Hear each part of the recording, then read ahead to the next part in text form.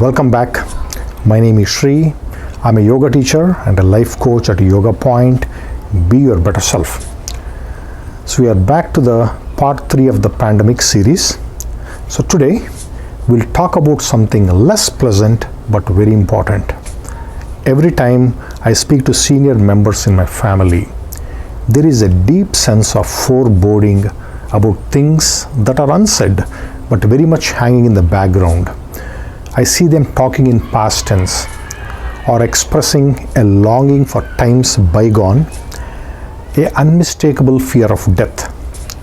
So today I am going to address the nature of living and dying in the hope that we can all come to terms with it, accept it and make peace with it. A disclaimer: I have no personal experience in dying as yet. I am simply sharing beautiful thoughts of life and death from a yogic perspective. After that, I will share two yoga techniques to help you conquer this fear. So here goes. Now this happens to me very often. I am watching a beautiful movie.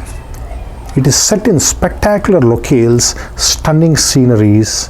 It's a story of hope, despair, war, sadness, fear, redemption. After the movie is over, I look it up on the internet and I'm stunned to realize that I was not even born when this movie was made. And you may have experienced that same feeling.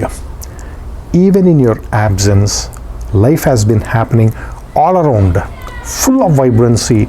People dated, they married, had children, died, wars were being fought, major events happened.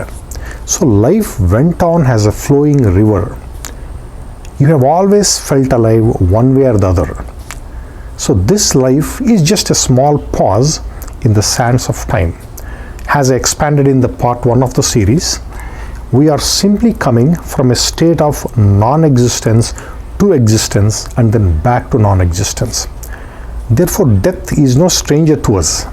As Mark Twain once said, we have been dead far longer than we have been alive. From the dawn of time, billions have walked on this earth and they have walked off with their collective experiences. So be assured, we will always exist in this universe in some form or the other. So how do you come to terms with this brief moment in time called life? I like to think of life as visiting Disneyland, supposedly the happiest place on earth.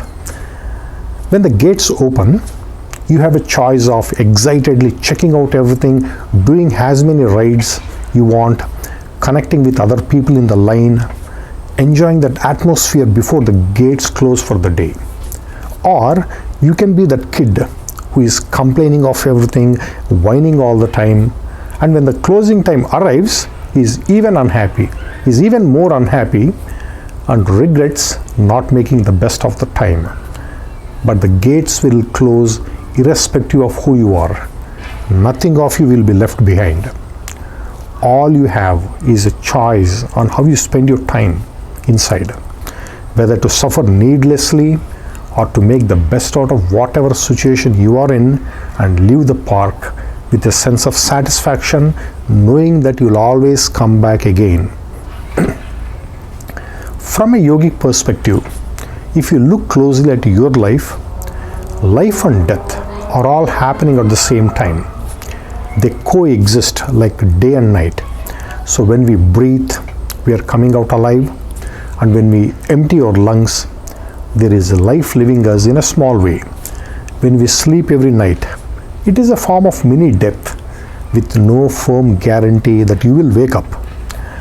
When we wake up next morning, we are coming alive all over again. So this thinking has given peace and calmness to yoga practitioners for thousands of years. Now we have few tools in yoga to help you make this transition smooth. We have several breathing techniques called pranayama. So namely, these techniques are called Ujjayi, Nadi Shodhana, Kumbhaka, Kapalabhati, etc. So these are all great tools to help you. Now we will explore these at a later date. Now, we always end our yoga practice with a corpse pose or shavasana. It is a way to honor death or the final pose in one's life. So, when you do your yoga practice daily, you will gradually lose fear of dying and find acceptance of life and beyond. Thank you.